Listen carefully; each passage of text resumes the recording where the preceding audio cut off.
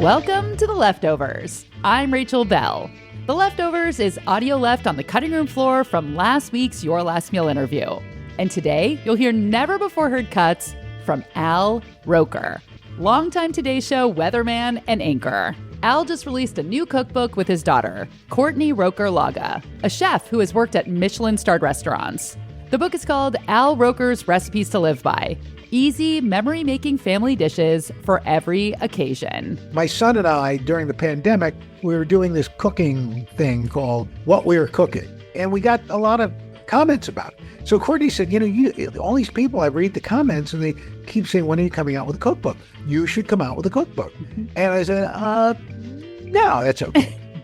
I had done a cookbook about 30 years ago. Actually did 2 of them. Yeah. It's a lot of work. And then your kids are on your back constantly. And finally I said, okay, all right, I'm going to do it, but you have to come up with the recipes. That is a clip from last week's Your Last Meal episode. And if you haven't listened, I recommend you start there. But if you're all caught up, let's get into the leftovers with Al Roker. Most of the dishes in the book are family recipes.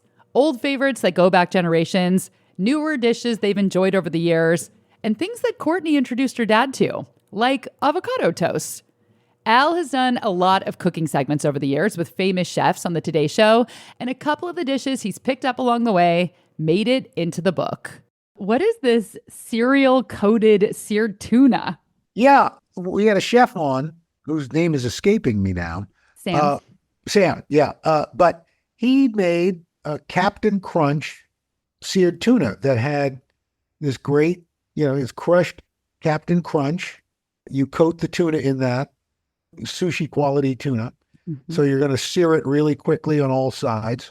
And you make kind of this sriracha mayo sweetened condensed milk dipping sauce. And it's just spectacular. It's very interesting. It's like nothing I've ever heard of before. You have a recipe in the book for cold brew. What is your recipe and who is your celebrity fan of this drink? Well, I tried it this years ago when the Republican National Convention was in Cleveland. I used to work and live in Cleveland. And I was walking one day from the hotel to the set, and there was this kind of fun-looking, funky coffee shop, and I went in to get some iced coffee, and I looked, and it said cold brew. I mean, what's cold brew? And they said, well, it's, you don't heat it up. It's like sun tea, only with coffee. And I tried it, and I went, wow, this is really good.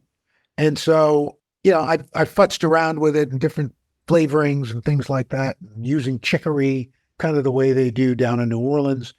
And Henry Winkler was on the show, and he stopped by my dressing room, and and he said, oh, what's that? I said, it's a cold brew. He said, oh, I love iced coffee. Can I try it? And he was just like hooked and basically stole my cold brew.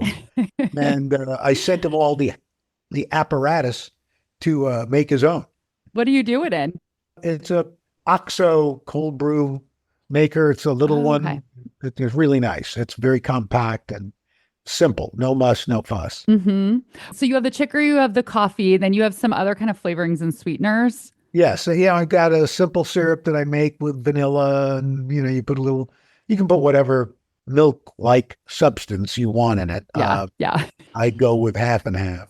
If you want oat milk or almond milk, knock yourself out. Your first after-school job, you started in food. What was that job? It was called A to Z Vending. It was a place across the street from my high school, and my job was to pack boxes for the delivery guys who would go and service different vending machines at offices all across Manhattan. And so, each office had its order, like this one wants 6 Lorna Doone, a package of Lorna Doones, 8 M&Ms. And it was like one for them, one for me, one for them, one for me. So it was the greatest after school job ever. Yeah, you got to eat all the snacks that had busted open, right? All the broken bags. Oh, well, we also busted open new ones too. Let's do a speed round. Number 1, what is your perfect birthday cake or birthday dessert? Vanilla frosting with yellow cake. Classic. There is a recipe for the world's greatest chocolate chip cookies in the book that your niece perfected. Yes. I think that chocolate chip cookies get called world's best all the time. What Yes. to you is what makes a perfect cookie texture-wise and what's inside? Little crunch on the edge, soft in the middle, not too big. She adds at the end a little sprinkling of sea salt. So Oh, yeah, you got to have that.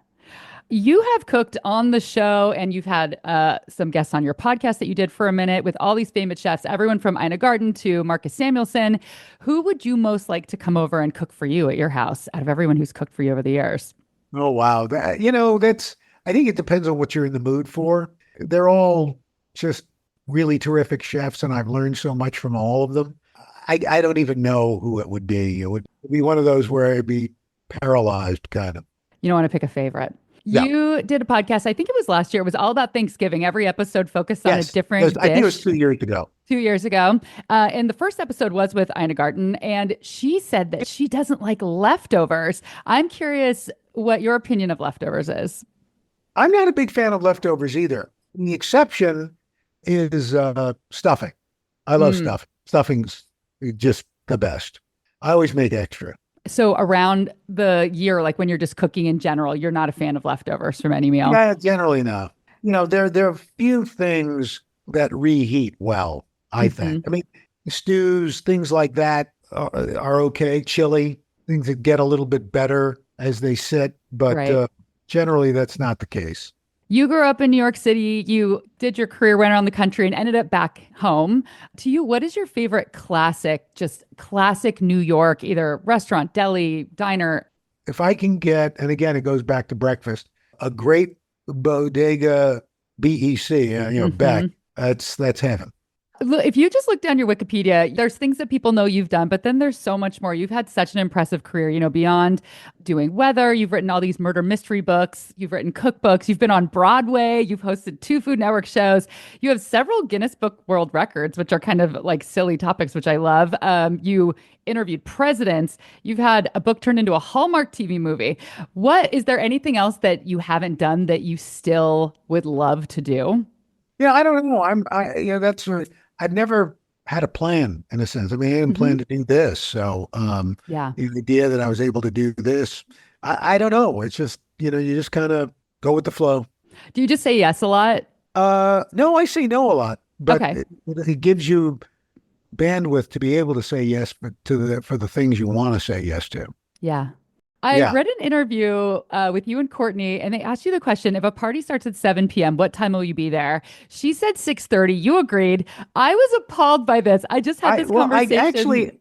I think I misunderstood the question because I would never get someplace early. Because, Okay, good. Because I've thrown parties, and the idea that somebody shows up early while you're still getting ready would drive me nuts. It's the worst. Yeah, no, I think I may have misunderstood the question because I would never do that to anybody because I hate when people do it to me. Okay, now I feel better. Because, I had a party on Friday with a friend, and we were like, the person who comes first, 10 minutes early, don't they know that you're vacuuming and you're shoving things in your closet? And that was Al Roker's Leftovers.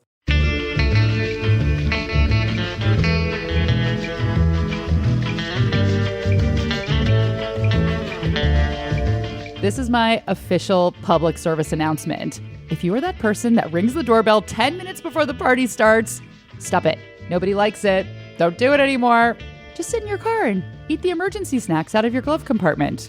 Al and Courtney's new cookbook is out now. It's called Al Roker's Recipes to Live By. The Leftovers and Your Last Meal are both products of Seattle's Cascade PBS. This episode was mixed and mastered by Isaac Kaplan-Woolner. Original theme music by Prom Queen. The show was created, hosted, and co-produced by me.